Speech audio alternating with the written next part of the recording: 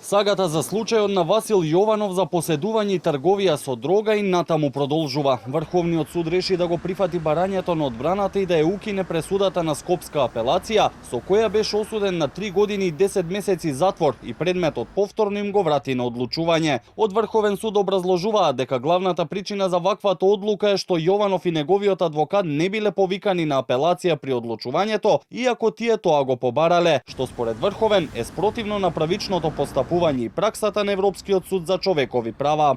Кога апелациониот суд е повикан да испита дали казната на апликантот треба да се зголеми и кога жалбената постапка може да покрене прашања, вклучително и прашања како личноста и карактерот на апликантот, што ја прави таквата постапка од клучна важност за апликантот, бидејќи исходот може да биде од голема штета за него.